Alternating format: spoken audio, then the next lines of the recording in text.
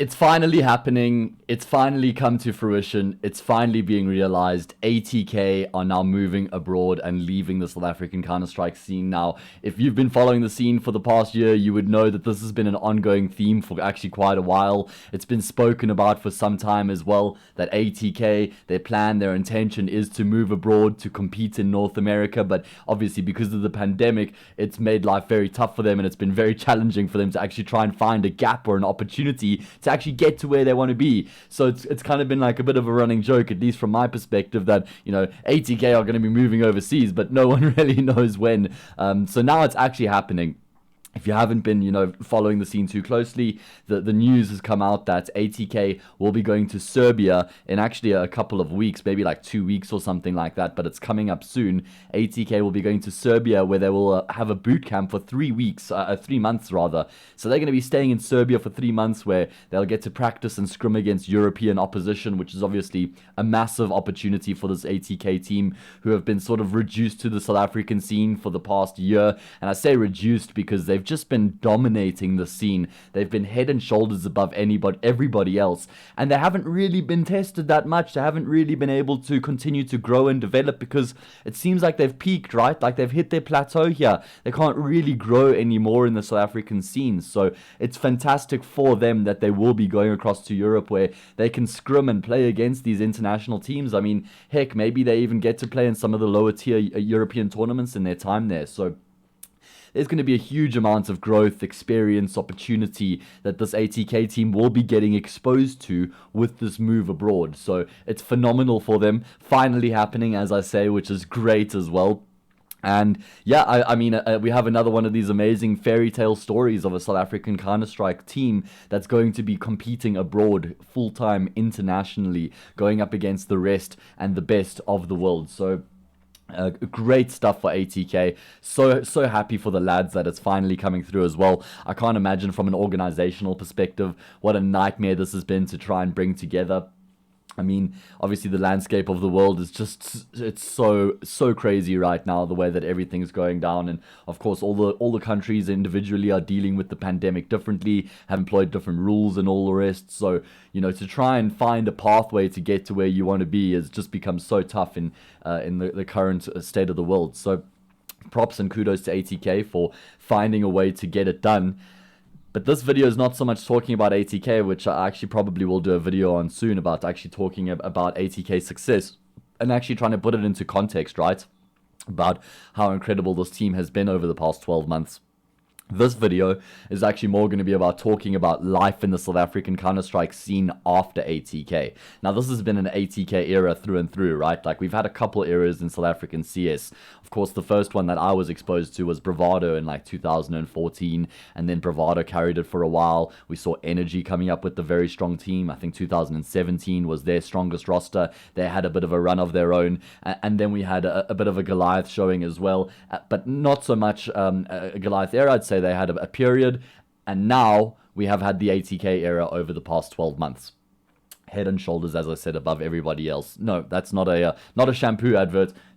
Generally, they've been head and shoulders above everybody else in the competition, just consistently beating everybody. So now that we cut that upper echelon of ATK out of the equation, what are we left with here in the South African scene? What can we expect to see? Who are going to be the teams who try and grab that mantle? Who are the potential prospects?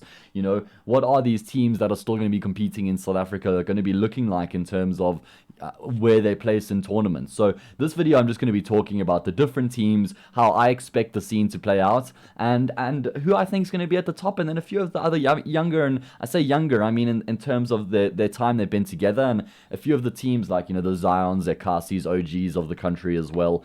So let's actually jump straight into it. Now, of course, ATK departing, as I've mentioned, which means we've kind of got a big six, I would say, in South African Counter-Strike, now that ATK have been removed from the equation. And it's sort of the teams that were 2nd to 7th, but while ATK were here. And it's, of course, Bravado, DNMK, Big5, Sinister5, WRG, and Goliath Gaming. And that's not in any particular order. It's just the 6 teams that I would consider like tier 1 teams in South African Counter-Strike. Those are the 6 teams that practically going to be scrambling for the top, right? Like, we're going to have a scramble in South African Counter-Strike right now. There is no clear-cut team that's just going to assume that position number one now. Remember when Bravado left for America in the end of 2017, that energy team just immediately took the mantle, right? They just assumed the position of best team in the country because they were consistently the second best. We don't really have that this time around. This time we've got this scramble of teams who are very evenly matched throughout in this top six. In particular, 3 of the top 6 are very closely contested. So I'm really keen to see how it's going to be playing out between these teams and how the scramble is actually going to be ending, because you can gain a lot of mental high ground. You can gain a lot of progress if you can be that team to grab the number one spot, right? You put a bit of a target on your back, but you also then create this sense of superiority, and you kind of want to put a bit of fear in your opposition. And so there's that opportunity available right now. That glaring number one position, that spot is up for grabs in South African Counter-Strike. And like I said, it's probably going to be the most contested it's ever been before in our history. I mean, normally we've only ever had 2 teams pushing for that number one spot. But like I said, now we'll have 6, of which 3, you're going to struggle to split them right now as it stands. So the 3 teams that I sort of foresee as being the strongest teams in South African Counter-Strike, once ATK, or now that ATK is departing, is Bravado, DNMK, and Goliath Gaming. Now, obviously, I'm going to add a bit of an asterisk to Goliath because a couple of their players have announced extended breaks that they're going to be taking over the next, I don't know, I mean, it's actually been, hasn't been disclosed how long they'll be taking a break for. We've seen Elusive says he's going to be stepping back for the foreseeable future, so I don't see him coming back to Goliath. Adam has mentioned he's taking a break because he's been competing so intensely for so long now, and I think he's been working really, really hard as well. So I think it's great for him to just take a bit of a break and make sure that he's at his prime when he comes back, type of thing. Because like anything in life, when you do it for a long period and you do it super intensely, it's actually really important to take breaks from it as well. So the Goliath team is in limbo right now, right? They've got Deviant, Lighters, and Goals who are going to be coming back to compete for them. I believe they're joining Massacre, and I'm not sure who the 5th is. Obviously, it's either like Dweezil or Zip Zip, right? I think Adaro might be taking a break as well. Anyway, regardless, the point in case is that Goliath aren't going to have their full strength roster for another couple of months. We're not going to be seeing the best out of them, and that's okay. I mean, in the South African scene, we always know that, August, September, October, those are when the real big events start coming through. So I reckon this is probably the time to take a break, maybe take a month and a half off and then come back in time to have enough time to prepare sufficiently for those events. So Goliath, as I said, they're a more long-term prospect in terms of competing for that number one position. And it's kind of going to be giving DNMK and Bravado a bit of a head start, right? Now, let's talk about DNMK. Now, DNMK recently made a roster change as well. Of course, Nexus has taken a step back, whether it was by his choice or the team's doesn't really matter. He's not a part of the roster anymore, and they've actually brought Doobie into his position. Now, Doobie was formerly a part of Royalty and Big5, and he's actually one of these entry fraggers who's got he's one of these players who can really take the game by the scruff of the neck. And I think that DNMK were actually really lacking that type of a player when the man left. So I think this is a very nice switch up. I think that Doobie's going to be doing a great job. I mean, I've heard some conversations about, Doru doing the entrying and they're mixing up and trying the different roles, and I think that's fine. As I said, we're in a period right now where you can try and test different things to figure out your best face. But I think that Doobie is actually going to be a great pickup for this DNMK team. He's kind of going to be like the tin opener. He's that player who can open up sites. He's not afraid to take fights. On the T side in particular is where I think he'll have most of his impact, creating space and creating opportunities for his team. So I think that it's actually quite an upgrade for DNMK. Not because I think that Nexus isn't a good player at all, but just because of the type of player that they're bringing into this roster. So I'm keen to see how Doobie's going to be taking effect. And as I mentioned, DNMK, in my opinion, are going to be battling with Bravado and Goliath, but more so Bravado over the next couple of weeks for that number one spot. We already saw the 2 teams locking horns, and I think it was VS recently, right, where Bravado won 2-1, and we got that spicy tweet out of Detrony where he mentioned that, washed up Boomer won, and then kids who have been running their mouths for the past 2 years, 0. So I love that because we can already see some spice coming in. We can already see that spice melange is starting to take effect. Hopefully not. South Park reference if you didn't get that one. But yeah, the spice is definitely heating up. So DNMK, for me, Definitely a roster with a ton of potential. They got a lot of firepower now as well. Kani is going to be one of the key prospects of that team, whether he can keep performing at the top of his game. I know that I think he'll be more comfortable now, and now that they've got the team settled and the roster set, they can actually really focus. When you've got a player, a bit of a dead roster because the player's going to be leaving, and you kind of know it, you're probably not as inspired to practice and work as hard. But now that they've had Doobie in the mix, I reckon we'll be seeing this DNMK team knuckling down and actually working very hard. And like I said, they have a lot of potential, right?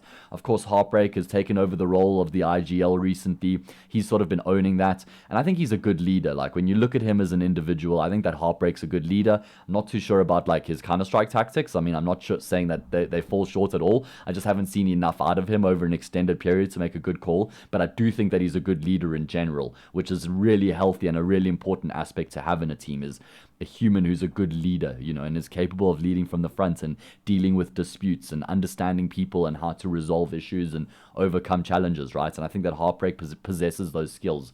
So I think that DNMK are certainly going to be pushing hard for that number one spot. Of course, Doru, another one of the individuals I haven't mentioned much. I mean, one of the top 5 players, but you could argue, in South African Counter-Strike right now. He's playing amazing CS. He's got fantastic aim. So he's a big aspect of that DNMK team.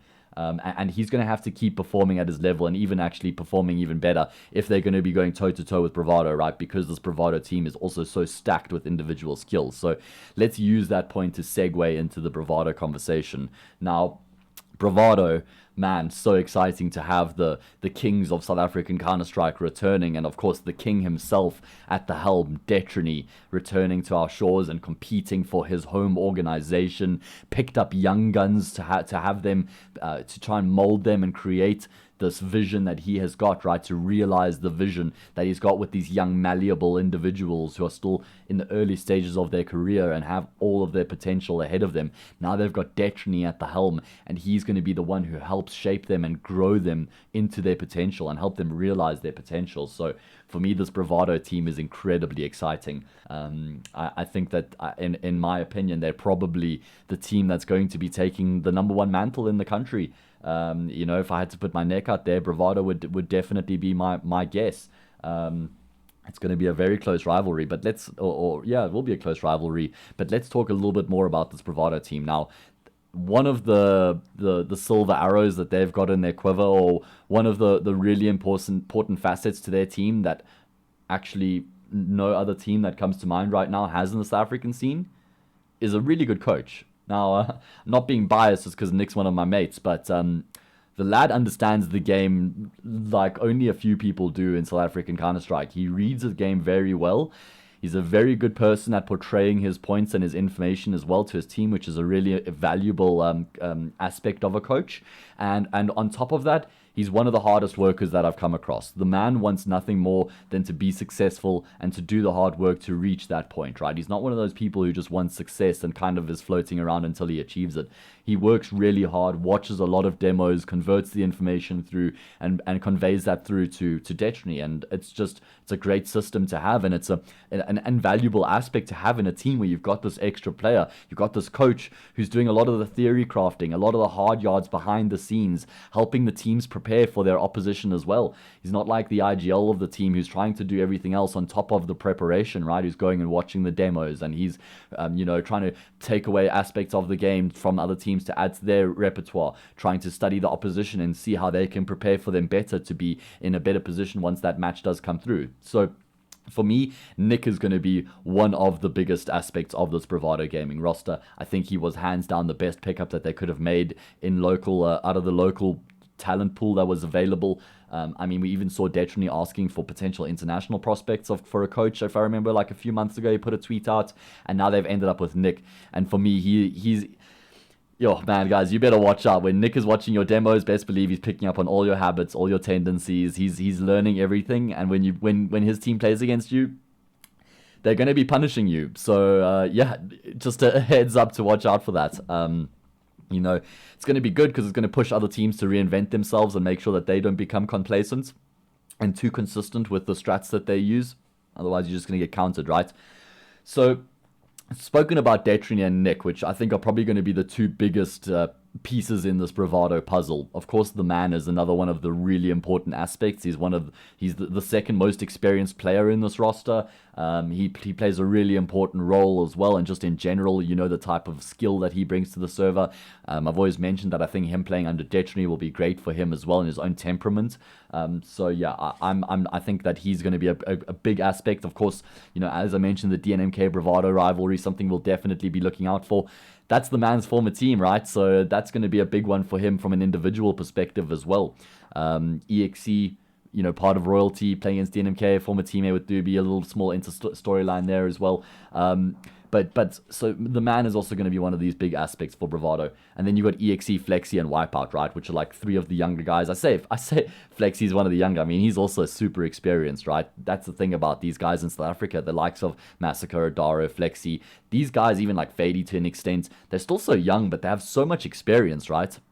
They're still like 22, 23 years old, if not even a bit younger, and they've been playing Counter-Strike for so long. As I say, they've got all this experience. So that's the thing about this Bravado team, is all of these individuals actually bring different aspects and different elements to the team. So yeah, I think this Bravado team it's just stacked with firepower, stacked with potential, and they've only been together like actually working hard now for 6 or 7 weeks. So they're still in the infancy of their tenure together, and I'm really keen to see what they're going to be producing over the next few months. What sort of an effect we're going to be seeing Detrony taking. I mean, we need to remember that I think Detrony is like 30 or 31 now. Thank you, Heartbreak, for correcting that on my tweet the other day. So this is, I mean, I wouldn't say like this is a last hurrah or a last dance for Detrony. I mean, he's got a good couple of years in him left, right? But left still behind him, right? And so he's still going to have a good few years behind him and a good opportunity to take effect, but he wants to be very successful with this project, right? I mean, I'd assume he wants to maybe have a crack at another international event if they get that opportunity to qualify or go overseas. He wants to dominate the South African scene again. Players like Detrony don't settle for second best. The other teams that have been competing against ATK over the past few months have all had to settle for second best, because that's just sort of the most they can compete for when they go into an event. But that won't be the same with this Bravado roster. They're going to be going for number one every single time. So we've got an interesting storyline in that regard as well, right? Whereas Bravado want to be the best, and now there's this mantle has been made available. DNMK, who have been settling for second best the entire time, they want to prove that they have what it takes to be the best as well. So immediately that DNMK versus Bravado matchup, that is going to be a scintillating game. Those two teams are going to be very entertaining to watch in the server. Another old storyline there is Kani versus Detrony.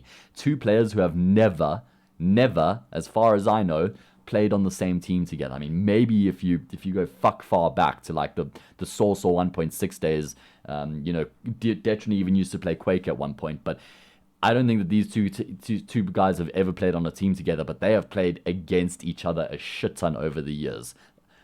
Probably more so than anybody else who's still actively playing in the South African Counter-Strike scene.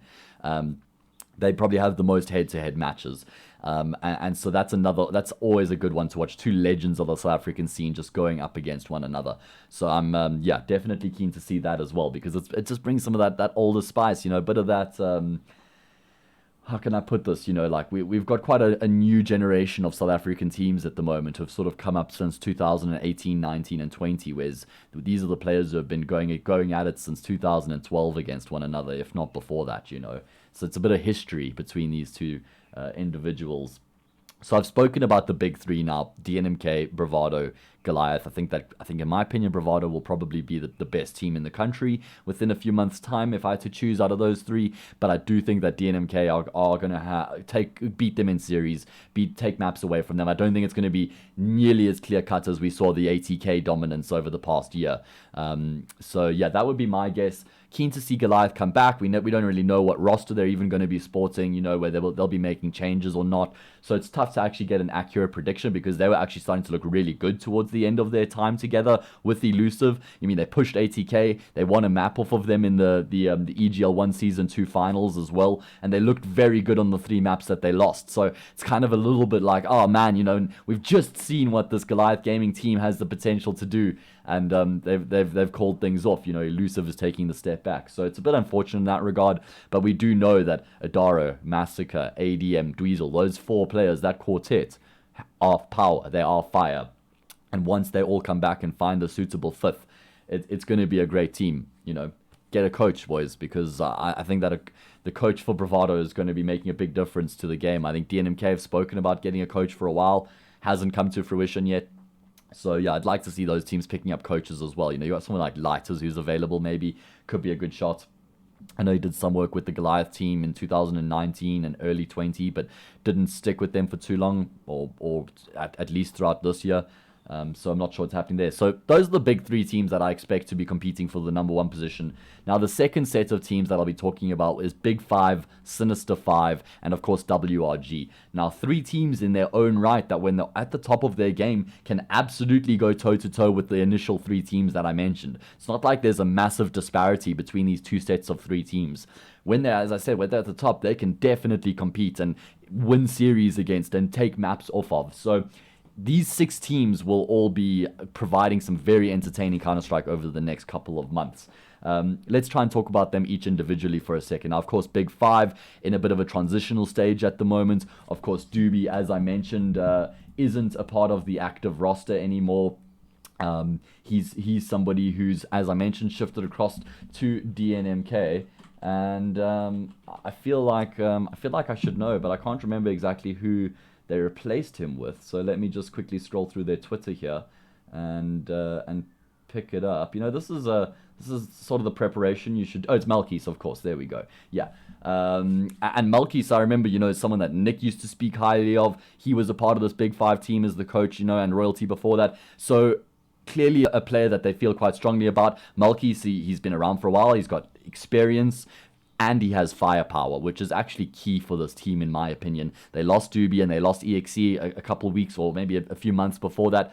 And it's hampered them in terms of the firepower that they possess, right? So it was really important that they brought a player that was actually able to frag out, which Melkis can do. Of course, God's Not Dead has been upping his game as well. Leggy is one of those AWPers in the country who can go up against any other AWPer in South Africa with very little issue. He's one of those very skilled individuals, maybe plateaued a little bit over the past few months, but we still know what he's capable of, and he's absolutely a force to be reckoned with. So for me, this Big 5 team is got a lot of potential. It's just going to be whether they have the fragging power, because they've got the experience, they've got the leadership. The Ninjask, we all know, is actually a very solid IGL, makes great calls. He's got support from God's Not Dead as well.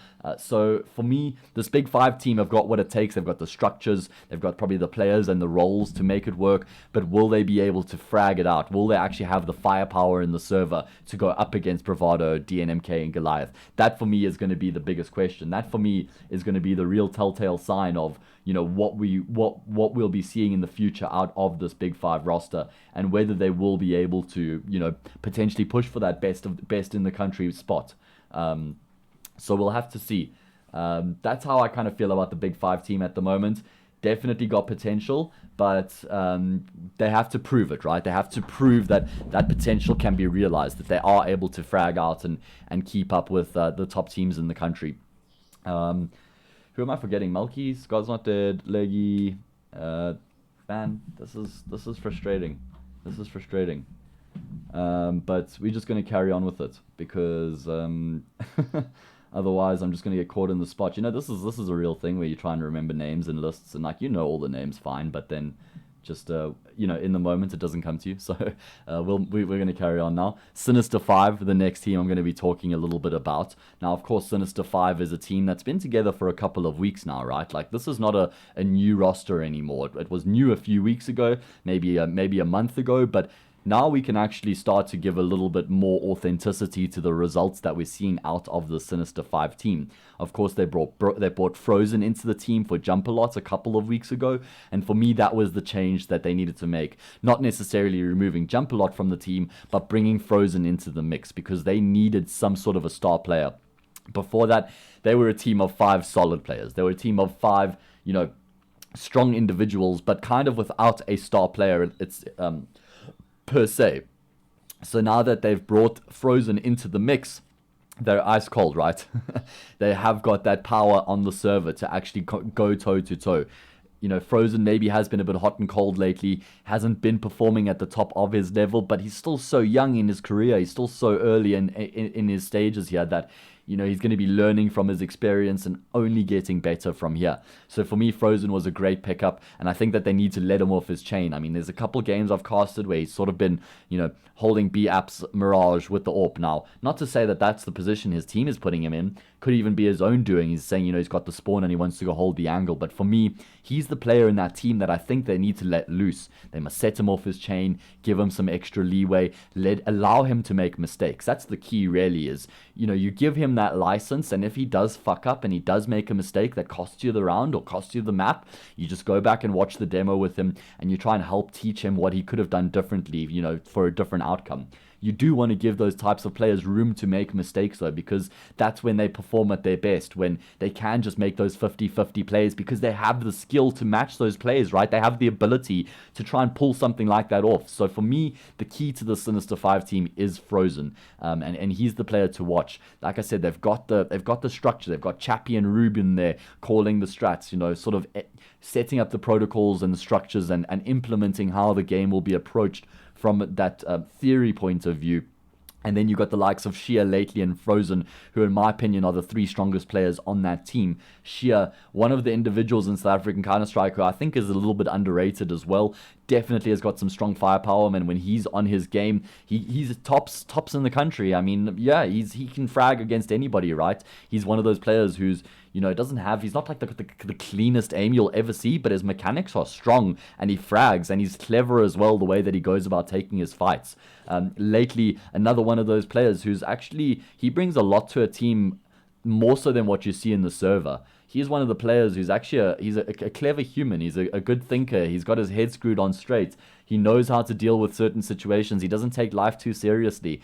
And trust me, don't underestimate what it's like having a person like that in your team, because he'll be keeping everybody's morale up. He'll be keeping the humor up. And when you combine that with his individual level that he brings to the server as well, having someone like Lately in your team is actually an amazing prospect. I mean, he played under Deviant, a bit with Zero Chance, and but more it was Deviant and Elusive in that Sinister5 team. I think Zero Chance was actually in it while he was playing for them as well. Regardless, my point in case is that this guy has played with experienced veterans of the South African Counter-Strike scene before to add to his repertoire and his academy of knowledge, So Lately, for me, is also one of the most important aspects of the Sinister5 team, and that touched on Ruben and Chappie as well, and what they bring to the roster, right? Structure and implementation of protocols. Ruben, he's a solid second AWP as well. I mean, with all due respect, I think that Ruben and Chappie are probably the players who contribute more in the server in the way of structure and synergy and communication and setting up. Whilst the other three are probably the stronger fraggers. But that's the thing, guys, is Counter-Strike teams are not all about fraggers and just trying to put forth fragging power. It's actually about trying to find a balance within your unit to allow everybody to thrive, right? So that's sort of how I see Chappie and Ruben's roles in the team. So now let's talk about WRG. Now, this has been one of the ones I've been looking forward to talk about, because a lot of people have been shorting this WRG team. And if you don't follow finance, what shorting means is that you're selling that team so that you're expecting the price to drop. You're expecting their stocks to depreciate so that you can buy it back at a lower price. So when you short something, you expect the trajectory to go down. It's sort of like a bearish mentality, right? Now, I've seen quite a few people shorting this WRG team, and maybe we should have been seeing some more consistent results from them by now, considering they've been together for a while. I say while it's been a couple of weeks, maybe 6 or 7 weeks as well, maybe a bit more than that. But this WRG team, in my opinion, it's sort of just like a ticking time bomb at the moment. They're on the cusp of breaking through and achieving what their potential is and realizing that potential, but they just haven't achieved that yet, right? I just hope that they give enough time and faith to the project, that they don't pull the plug too early. I mean, when you have players like Zox in your team, Destroyed, Awesome, these are players who frag like crazy, right?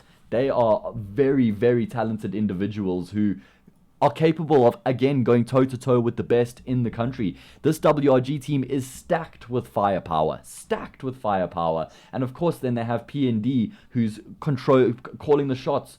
He's the puppet master behind it all. The man who went to Australia and played some professional Counter-Strike there. He's the one who's working and calling the shots here. He's the experienced veteran in this team who's going to be trying to muster his pieces together. And of course, Falls is the other individual in the team who I didn't mention initially with the trio of Zox, Awesome, and Destroyed. Falls, another one of the massive up-and-coming prospects in South African Counter-Strike right now. Himself and Zox. I mean, what are they like? Like Zox, is he still 16 years old type of thing? And Falls might be like 17, if not maybe 18, but still the point is that they're young, they're teenagers still. And these guys are performing at the level that they are. Seriously impressive. So much potential. That's why I just don't want them to lose faith yet. I don't want them to sort of think that they don't have what it takes to make it work with this unit, because I actually think that this is quite a well-balanced team. I'd long the fuck out of this team if I was going to be investing or buying their stocks, because I think that in 3 to 6 months from now, this WRG team actually totally has potential to be competitive in the top 3 of the country, if not pushing for the best in the country when they are at the top of their game.